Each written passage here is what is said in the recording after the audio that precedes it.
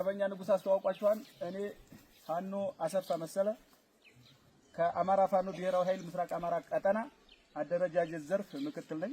ፈሪሃ አላህና እግዚአብሔር የአማራ ህዝብ እንዲጠፋ ተወስኖበታል። ግን እንዳይጠፋ ደግሞ መልእክተኛ ልከውለታል። ያ ማለት አሳረኛው ፋኖ ማለት ነው። የአማራ ትግል መነሻው ምንድነው? መነሻው የአማራ ህዝብ ማወቅ አለበት። መነሻው ማለት ነው። መነሻውን እስካላወቅነው ድረስ መዳረሻውን ልናውቀው ስለማንችል የአማራ ህዝብ መነሻው አብይ አህመድን ካመጡበት በኋላ ጠቅላይ ሚኒስተር ካደረጉት በኋላ የአማራ ህዝብ የተደረገበት የዘር ማጥፋት ጭፍጨፋ 1 2 3 ብለን እንነግራቸዋለን። የትግላችን መነሻ ስለሆነ ማለት ነው። አብይ አህመድ ወደ ስልጣን ከመጣ በኋላ ስመኘው በቀለን አሳጣን። የአማራን ምሁር የአማራን ጀግና አባይ ግድብን የደፈረውን ጀግናችንን ስመኘው በቀለን አሳጣን። ስመኘው በቀለን ካሳጣን በኋላ አማራ እየተደራጀ አማራ በመደራጀት በእስር ቤት የነበረው 9 ዓመት የታሰረው የራሳው መብረቅ የወለው ፈርጥ ብርጋዴር ጄኔራል አሳምነው ጽጌ ከእስር ቤት እንደወጣ አማራ ክልል ላይ የጸጥታ ዘርፍ ሆኖ ተሾመ። እሱ ከተሾመ በኋላ የአማራ ህዝብ ከ500 ዓመት በፊት የተሰራውን ታሪክ ትንትና አርጎ ለአማራ ህዝብ ማስተማር ጀመረ። እየደረሰብን ያለውን ግብ ከነ አጼ ሚኒሊክ ከነ አጼ ቴዎድሮስ ከነ በላይ ዘለቀ ፋኖነት ጀምሮ ያለውን ነገረን እና ቢኖር ጴጥሮስ የሰሩትን ነገረን። ያ ታሪክ አሁንም ተመልሶ መጥቷልና የአማራ ህዝብ ካልተደራጀና ካልጠነከረ ከ500 ዓመት በፊት የነበረው ይደገማናል። ብርጋዴር ጄኔራል አሳምነው ጽጌ ወደ እስር ቤት እንዲገባ ያደረገው አብይ አህመድ ነበረ። ደህንነቱ ነው ያሳሰረው እሱ ነበረ። ከወጣ በኋላ ደግሞ የአማራን ህዝብ የራሱ ለማድረግ ደግሞ ምን ማድረግ ነበረበት? አሳምነውን መፍታትና ስልጣን መስጠት ነበረበት። ምክንያቱም የአማራ ህዝብ አሳምነውን ይወደው ስለነበረ ስስብልቱ ምንድነው ብሎ ያጤን ነበረ። የአማራን ህዝብ የኔ ለማድረግ ምን ማለት አለብኝ ነበር? አንደኛ እናሳምነውን ስልጣን ላይ ማስቀመጥ፣ ሁለተኛ ኢትዮጵያ ኢትዮጵያ እያለ ማልቀስ አብይ አህመድ። ምክንያቱም ኢትዮጵያ ስንባል አማራ ማለት ስስብልት ያለን ኢትዮጵያ ሲባል የምንሸወድ ስለሆነ በአረንጓዴ ቢጫ ቀይ ባንዲራ ብቻ የምናምን ስለሆነ ብርጋዴር ጄኔራል አሳምነው ጽጌን 2011 ዓ.ም አብይ አህመድ እና አምባቸው መኮንን የአማራ ምሁራኖች ገሎ እርስ በርስ ተጋደሉ ብሎ ሴራ ሰራብን። ሽመልስ አብዲሳ ምን አለን? አባይ ማዶ ተሻግረን ቁማሩን በልተናል ብሎናል አላለም?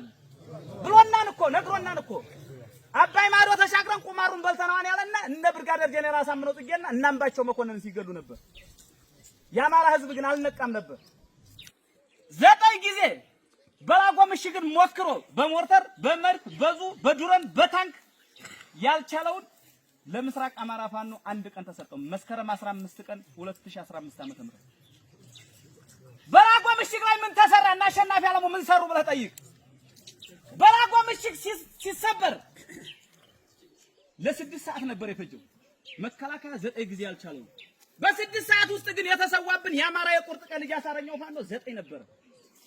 በላጎ ምሽግ ሲሰበር እና አሸናፊ አለሙ እነ ሲናምላክ ደጉ ሲቀሩባት እዛች ተራራ ላይ 9 ሰው ተሰውቶብን በመከላከያ ሰራዊት 9 ጊዜ ተሞክሮ ፋኖ እንዴት በ6 ሰዓት ይሰብረዋል? የኔን ስም ወስዳውብኛልና በላቸው ብሎ ለ105ኛ ኮማንዶዎች አብይ አህመድና ምርኮኛው ብርሃኑ ጁላ ትእዛዝ አውርደው ከጀርባችን ተመትተን 104 ሬሳ 143 ቁስለኛ ይዘን ወጣን። በመከላከያ ሰራዊት የአማራ ህዝብ ልታውቀው ይገባሃል። እኛ ግን የዛን ሰዓት ሀገር ማፍረስ ነውና ዋርካው ምረው ወዳጆ ሚስጥሩን አላወጣውም ነበር። ምክንያቱም በዛ ሰዓት መከላከያ መታይብን የሀገር መከላከያ ሰራዊትን አማራ ወጋው ብሎ ደግሞ አብይ አህመድ ሌላ ስም ስለሚሰጥ እንደ ህወሓት 104 ሬሳ ስንቀብር ግን ማሳ ነበር የተቀበሩት። ቤተክርስቲያን እንኳን አላገኘንም ነበር፣ ሰዓት ስላልነበረን 143 ቁስለኛ የሚያሳክምልን አልነበረም። የዛን ሰዓት አሳረኛው ፋኖ ግን ያንን ውጊያ ከጀመረ በኋላ ታድሶ እንኳን ይደረግላችሁ ቢባል አፈር እንበላለን እንጂ ራያ የኛ እናቶች እያለቀሱ እኛ እዚህ አንቀርም። 104 የተሰዋ 143 ቁስለኛ ይዘን ወጥተናል። ራያ መሬት እናልቃለን እንጂ አንመለስም ይላል። መስከረም 23 ቀን ራያን ነፃ ወጣን። ከዛ በኋላ ምን አደረገን? እነዚህ ላማክ ደጉ ቤተሰቦች ጥቁራቸውን ሳይገፉ የናሸናፊ አለሙ ቤተሰቦች ጥቁራቸውን ሳይገፉ የ104 ቤተሰቦች ሀዘናቸውን ሳይረሱ የ143 ቁስለኞች ሕክምና ሳያደርጉ አብይ አህመድ ምን አለ? ተጥቅፍቱ አለ። እኛ እኮ ጥያቄያችን የወንድ ጥያቄ ነገር ግን ክተት መክት ብለህና እያለ የተሰዉትን ካስልን የታመሙትን አሳክምልን እኛ ሰርቶ እንበላለን። የኛ ጥያቄ የነ መሐመድ ቢሆን ልጆች ምን ሊሆኑ ነበር ነው የኛ ጥያቄ። የነ ሞላ ደስዬ ልጆች ምን ሊሆኑ ነበሩ ስላሴ ላይ የተሰዉት ብለን ነበር የኛ ጥያቄ። በክራንች የሚያርዙ ወንድሞቻችን ማን ነው የሚያሳክማቸው ብለን ነበር ጥያቄያችን። ካንዴ ሁለት ሶስቴ ይህን ጥያቄ እየተጠየቅን ካላሳከማችሁልን ካልካሳችሁልን ትጥቅ አንፈታም። ትጥቅ መፍታት ነበረብን አልነበረብንም? አልነበረብንም አይደል? አንፈታም አሉ። እኛ አንፈታም ስንለው የህዝብ ልጅ መሆናችንን አወቀ። ፋኖን ትጥቅ ማስፈታ የአማራ ልዩ ኃይል ከጀርባ እነሱ ወግኖ ይመታኛል። ስለዚህ የመጀመሪያ አማራጭ የአማራ ልዩ ኃይል ትጥቅ ማስፈታት አለብኝ ነበር። አብይ አህመድ ቁማሩ መጋቢት 29 እና 28 ትጥቅ ይፈታሉ የአማራ ልዩ ኃይል በሁሉም ክልሎች ያሉት ልዩ ኃይሎች ትጥቅ ይፈታሉ የሚል መመሪያ ወርዶ ባህር ዳር ላይ የመጀመሪያ ትጥቅ የሚፈታው ብሔር ግን ማን ነበረ? አማራ ነበረ። የመጀመሪያ ትጥቅ የሚፈታው መድኃኒት አይጥ ላይ እንደሚሞከረው አማራ ላይ ነው አብይ አህመድ ውሳኔ የሚሞክረው። ከዛ በኋላ ምን አደረገ? ከመራዋ ጀምሮ እስከ ደብረ ብርሃን አዲስ አበባ ጫፍ ድረስ የተኩስ ናዳ አደረባት። አማራ ክልል ጥቁር መዝገብ ናት ያዟል። እናቶች እንዲሸበሩ አባቶች እንዲሸበሩ አማራ ያለበት ቁመራ ምን እንደሆነ ግራ የተጋባና የተወዘጋገበ ማህበረሰብ እንዲሆን ነበር የሚፈልገው አብይ አህመድ። ተኩስ ያደረው ግን ባረቃሙ አገኘው ተሻገር የሰለጠነው ልዩ ኃይል የብርጋዴር ጄኔራል አሳምነው ጽጌ ልዩ ኃይል አልነበረም። ያን ምን ነበር ፍላጎቱ? አማራ ማወዛገብ ጥይት እየተኮሰ የራያ ቆቦ ወጣት ጤናኛው ግን ምን አድርጎ ነበር? የእውነት ልዩ ኃይሉ ሊፈርስ መስሎት ምግብ ቤት ዙረን አንድ ምግብ ቤት ልዩ ኃይል እንዳትቀበሉ ልዩ ኃይል የበላው ነው ብላችሁ ለኛ ሪፖርት አድርጉልን እንከፍላለን። ልዩ ኃይል ዩኒፎርም የለበሰ በነፃ ይብላ ይጠጣ ብለን ሆቴል አዘዝነኛ። የእውነት መስሎን ለካ የናገኘው ተሻገርና የና አብይ አህመድ ጎሳ ናቸው እነሱ። ወደኛ ይመጣሉ መስሎን ሲፈርሱ እኛ ጫካ ገባን ወንድሞቻችንን ይዘን እንዋጋለን ብለን። አርበኛ ኮማንዶ ፋኖ ዳንኤል አለሙ ሚያዚያ 1 2015 ዓመተ ምህረት ከብልጽግና ጋር ግልጽ ጦርነት የጀመርንባት መላጭ ሳባ። አርበኛ ኮማንዶ ፋኖ ዳንኤል አለሙ ሚያዚያ 1 ብልጽግና ጋር ቆቦ ከተማ ላይ ጦርነት የጀመረ የመጀመሪያ የምስራቅ አማራ ፋኖ በዋርካው ምሪ ወዳጅ የሚመራው ነው። ከሚያዚያ 1 በኋላ ፋኖ መሳደድ ጀመረ። እሁድና ሰኞ ከባድ መሳሪያ ወልዲያ ላይ ቆቦ ላይ መተኮስ ተጀመረ። በዛን ሰዓት ዋርካው ምሪ ወዳጆ ምን ነበር ያለው? በላጎ ላይ ራያን ጥቁር አልብሼ ሰሜን ወሎን ጥቁር አልብሼ አሁንም ልደግመው ነው አለ። የበቀት አካሄድ ግን የሄደው ዋርካው ምሪ ወዳጆ ጊዜያዊ ስምምነት አለ። ጊዜያዊ ስምምነት ብሎ ለአንድ ቀን ሰራዊትን ቦታ ካስያዘ በኋላ የማይሰራ ዲሽቃ ከሰጠ በኋላ የማይሰራ ስናይፐርና ብሬን ሰጠን ሸወርናቸው። ፍቃችንን ግን ጫካ ደብቀን ነበርኛ። ልጆቻችንን ከቤት አስገብተን ነበር ያለ። ምን ሳይሞላው በምስራቅ አማራ ፋኖ ጀብድነት ጽንፈኛውን አሸባሪውን እያለ ሲናገር የነበረው ግርማዬ ሽጥላን ሸዋ ላይ ሸኘ ነው። አንድ አለ የፋኖ ትግል። ኮማንዶ ዳንኤል አለሙ የሳባት ምላጭ ጀመረች፣ ሄደች፣ ተቀጣጠለች። የብልጽግና ጽፈት ቤት ኃላፊ የሆነውን የአማራ ክልል ግርማዬ ሽጥላን ሸዋ ላይ እርምጃ ተወሰደበት። ፋኖ ግስጋሴውን ጀመረ። የፋኖ ትግል ከመነሻው ጀምሮ ግስጋሴውን እዚህ የደረሰው ለምንድን ነው? ወለጋ ላይ 360 አማራ አንድ ጉድጓድ ተቀብረውበት ነው። በአማራነት በእምነት አልተገደሉም። ወለጋ ላይ እስልምና ሃይማኖት ተከታይም ኦርቶዶክስ ሃይማኖት ተከታይም ጴንጤም ሁን አማራ ስለሆንክ ብቻ ግን ትሞታለህ በሚለው መርህ በእነ አብይ አህመድ በእነ ብርሃኑ ጁላ በእነ ሽመልስ አብዲሳ ትእዛዝ ወላሂ ሁለተኛ አማራ አልሆንም። አንሻን ሰይድ ድምጿ ነበር ያን ወላሂ ሁለተኛ አማራ አልሆንም። ለምን? አማራነት የሚያስገድል እስልምና እምነት የሚያድን መስሏት ነበር። ግን ማን ነው የሚያስገድለው? አማራነት ነው የሚያስገድለው። የቀብር ስነ ስርዓት እኮ አይደል? ቤተክርስቲያን ሄደን ወግ ማረጋለሁ አይደል? መስጊድ ሄደን ወግ ማረጋለሁ አይደል? በሎደር ተቆፍሮ 361 ላይ የተገነዘ ያልተገነዘው ሴትና ወንዱ የማይለየው ትልቅና ትንሹ የማይለይበት ቀብር ተፈጸመብን። ትግል ያስወጣን ይሄ ነውኛ መነሻችን። ደብረ ኤልያስ ገዳም ላይ 251 መነኩሳት ተገለውብናል። አዲስ አበባ ላይ መስጊድ ፈርሶብናል። 360 ቤተክርስቲያን ፈርሶብናል። አብይ አህመድ ከመጣ አዲስ አበባ ላይ ቀድሶ ሲወጣ 9 ሰዓት ላይ ካን ተገለውብናል። አልተገለውም። የሃይማኖት አባቶች ተገለውብናል። ደምቢ ዶሎ ዩኒቨርሲቲ የአማራ እናቶች የአማራ አባቶች ልጆቻቸውን ይማሩልናል ብለው መምህራኖች ያስተማራቸዋቸው ልጆች ደምቢ ዶሎ ዩኒቨርሲቲ ገብተው በነሽመልስ አብደሳና በነምርኮኛ ብርሃኑ ጁላ ትእዛዝ 17 የዩኒቨርሲቲ ተማሪ ለ8 ተደፍረው ጾታቸው ተቆርጦብናል። ያታግላን አታግልም? ያታግላን። ትግላችን ይሄ ነው መነሻችን። ነገር ግን አዲስ አበባ ላይ 40,000 ቤቶች ያማራ ፈርሰዋል። 40,000 የኮሪደር ልማት በማለት አብይ አህመድ ያነቅር ምንድነው? አማራን ከአዲስ አበባ ማፈናቀል ነው። የኮሪደር ልማት አይደለም፣ አማራን የማጥፋት ስራ ነው።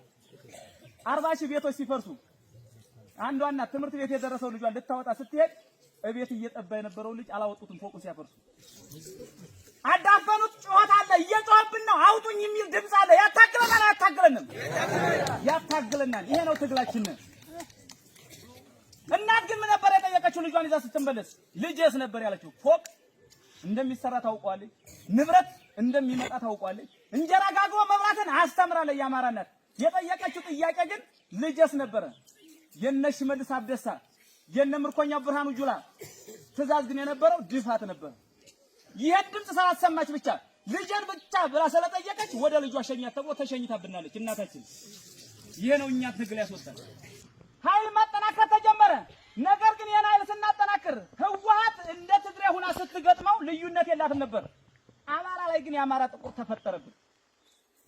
የአማራ ጥቁር እንንገራችሁ ሶስት ክንድ ምረት ቢይዛቸው እነ ደምስ የብልጽግና ሰው ሆነው ከፋፈሉን፣ ለዩን።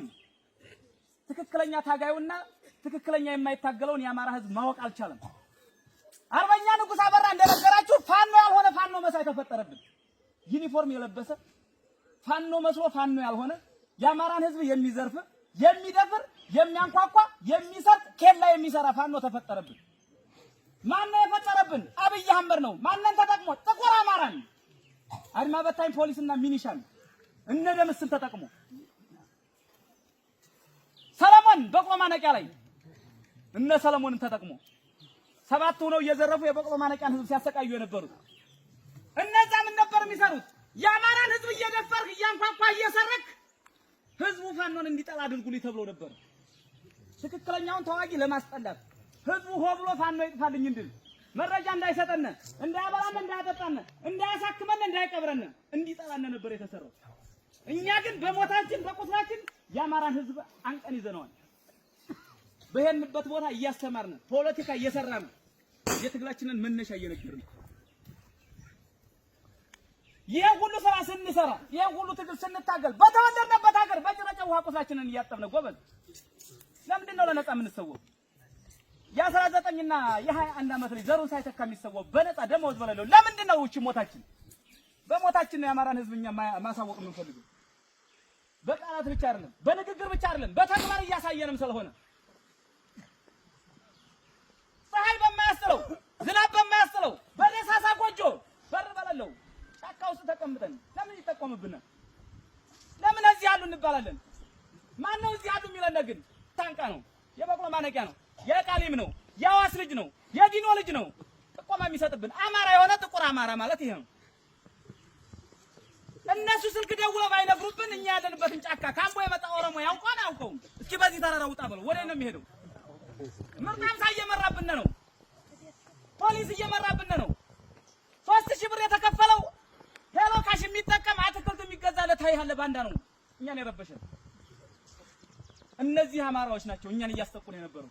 ነገር ግን እየሞተና የብልጽግናን ሰው ሳንገል እያስተማርን መሸኘት ያለበትን ግን እየሸኘን እየታገልን ነው። እናውቃለን እዚህ ውስጥ ሆኖ ማን ምን እንደሚሰራ ለሊት ገብተን የማውጣት እኮ አቅሙ አለን እኮ። ፋኖ ክስተት ነው ብሏን ዋርካው ምሬ ወዳጆ፣ ፋኖ ክስተት ነው። ለሊት ገብተን አውጥተን የምንፈልገውን ገለን የምንፈልገውን ይዘን መውጣት እንችላለን። መከላከያ ሰራዊት እኛ ያለንበት ግን ለሊት መንጣት አይችልም። ልዩነት አለን። የምን ልዩነት? የልብ ልዩነት ነው። የትጥቅ ልዩነት አልነበረም። እኛ ልብ አለን። እኛ ግን የታጠቅነው ልብ ግን አብይ አህመድም እስከ ሰራዊቱ መታጠቅ አይችልም። እኛ አማራ ልጆች ነንና የእናንተ ልጆች እኮ ነን። የነ ብርጋዴር ጄኔራል አሳምነው ጽጌ፣ የነ አፄ ሚኒልክ፣ የነ በላይ ዘለቀ ልጆች እኮ ነን። እኛ የነ አፄ ቴዎድሮስ ልጆች እኮ ነን። የምርኮኛ የብርሃኑ ጁላ ልጆች እኮ አለንም። ምርኮኛ እየተማረከ ያሳያቸው ብርሃኑ ጁላ ይማረካን። አሁንም እኛ እየማረክን እናሳያቸዋለን። የሚኒልክ ልጆች ማለት ይሄ ነው በተግባር። ይሄንን ስናደርግ ግን ጥቁር አማራዎች ረብሸውን በጥቁር አማራዎች ምክንያት ትግላችን እየተራዘመብን ሄዶ ነበር። አደረጃጀታችንን ሰርተናል። ሰራዊታችንን ገንብተናል። የኛ ሰራዊት ቤት ማንኳኳት አይችልም። ንጉሥ አበራ እንደነገራችሁ ሴት ለመድፈር አይደለም የወጣው። የአማራን ህዝብ ቤት አናፈርስም፣ ቤት ልንሰራለት ነው። የአማራ ህዝብ የሚፈርድለት የለም። የአማራን ህዝብ የሚያድነው የለም። አብይ አህመድ እየገደለው ነው። አብይ አህመድ እየፈረደበት ነው። እኛ ግን የወጣነው የአማራን ህዝብ ልንፈርድለት፣ የአማራን ህዝብ ልናድነው ነው የወጣ ነው።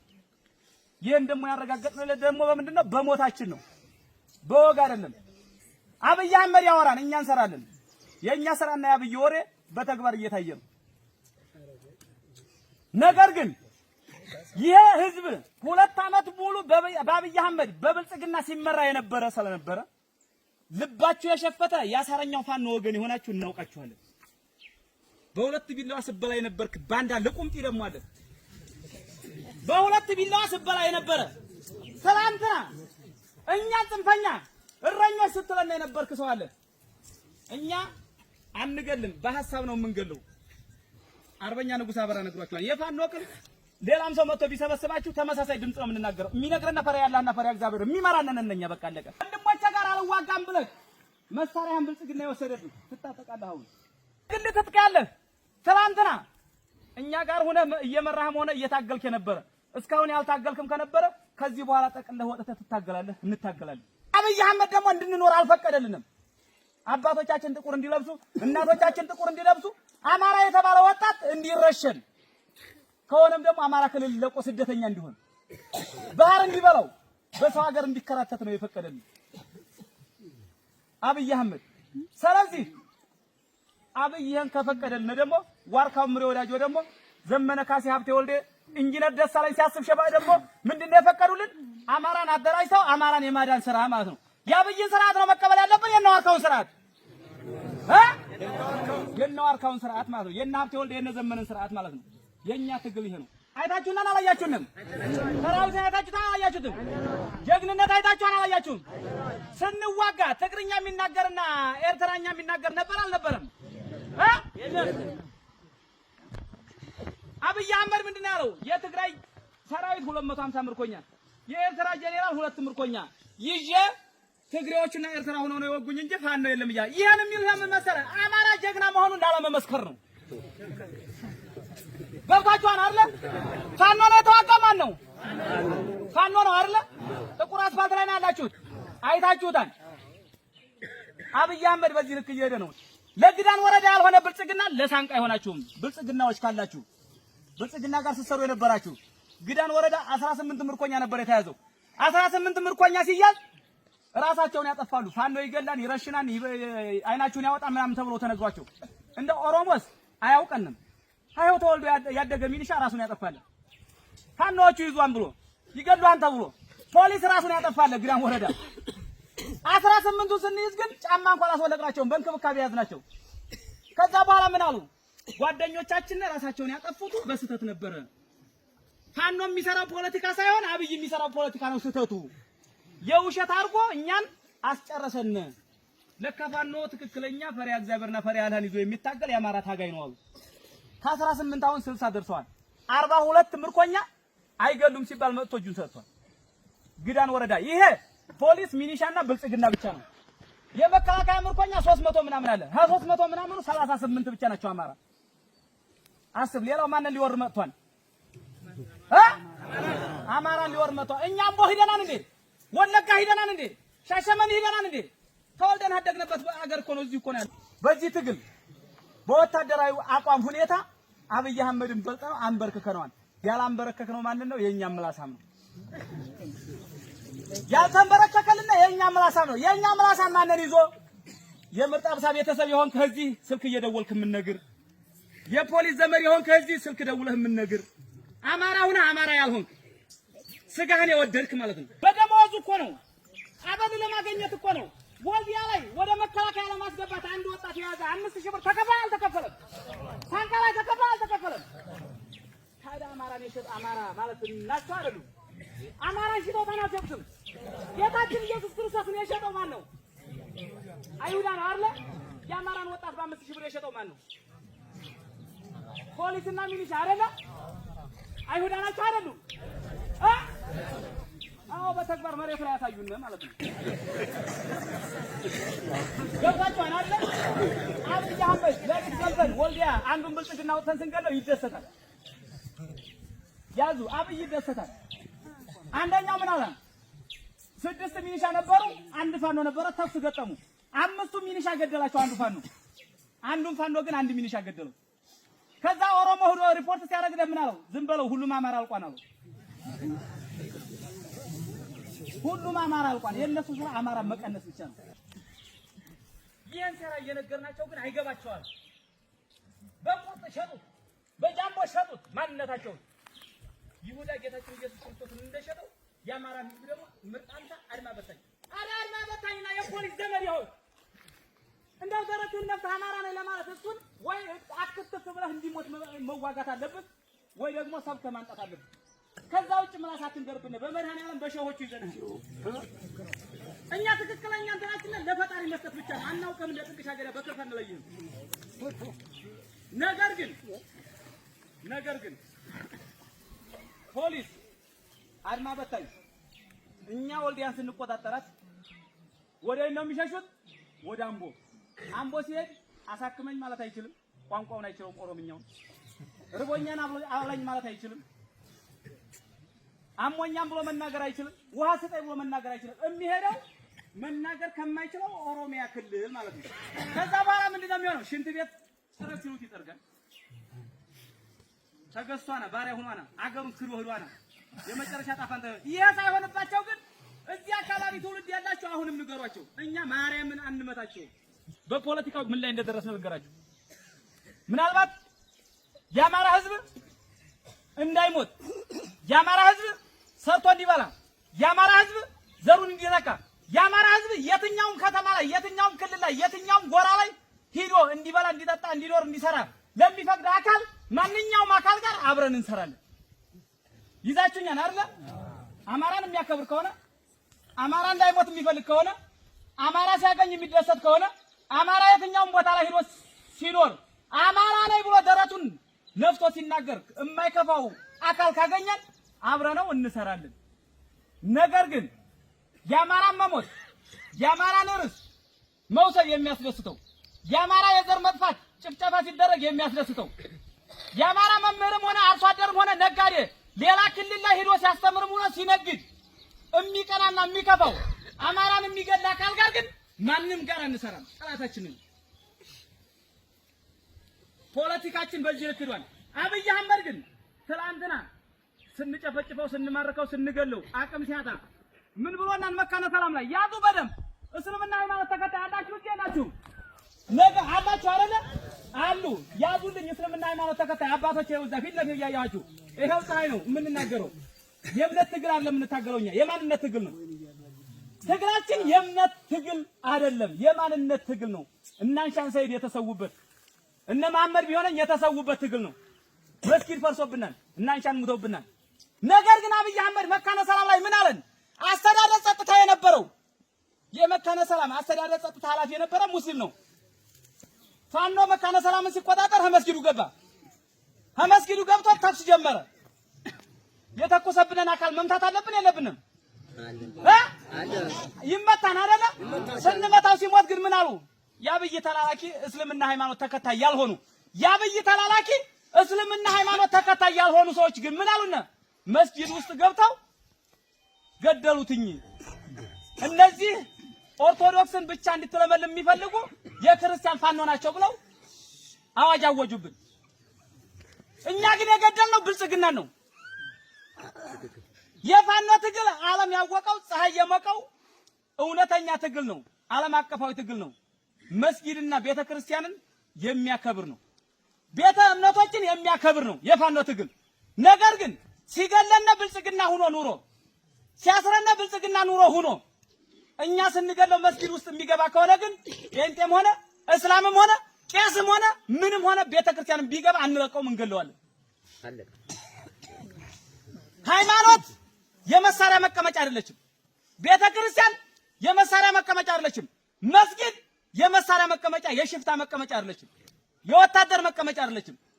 የሃይማኖት አባቶች አሁን የምትይዙት ቤተ እምነታችሁን የምትመሩት ቤተ እምነት ላይ የሚመጣው ሰላማዊ ሰው ወደ ፈጣሪው ሊያመልክ የሚችል ሰው ብቻ ነው መምጣት ያለበት። ከዛ ውጭ ከሆነ ግን ሸሆቻችን አውግዙት። አላህ አይወደውም። የሰው ነፍስ ያጠፋ ሰው እዚህ አይገባም። የሰው ነፍስ የሚያጠፋ መሳሪያ የያዘ ሰው እዚህ አይገባም በሉት። ኦርቶዶክስ አባቶችም ቄሶችም ንገሩት።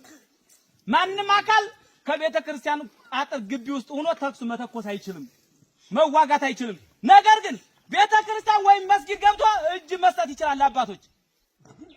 አባቶች እናንተ ከወንድሞቼ ጋር አስታርቁኝ ብሎ እጅ መስጠት ይችላል። እጅ ከሰጠ በኋላ ማን ይዞት ይመጣል? የሃይማኖት አባቶች ከምን አውጥተው? ከመስጊድ አውጥተው ከቤተ ክርስቲያን አውጥተው እንቀበላለን፣ አንገልም። እዛች ውስጥ ሆኖ ግን ከተዋጋነ ግን አሁንም ሚሊየን ጊዜ ብልጽግና ቤተ ክርስቲያንም ሆነ መስጊድ ከገባ አንለቀውም፣ እንገለዋለን። እኛን ሳይታኮስ የሱ ወንድነቱ ጀግንነቱ በአባቶቻችን መንጣቱ ብቻ ነው። ይሄን እንዲያደርጉ ተመክሩልንና አብይ አህመድ በፖለቲካው ስለተሸነፈ የፖለቲካውን ቁማር እዚህ ላይ ስለመጣብን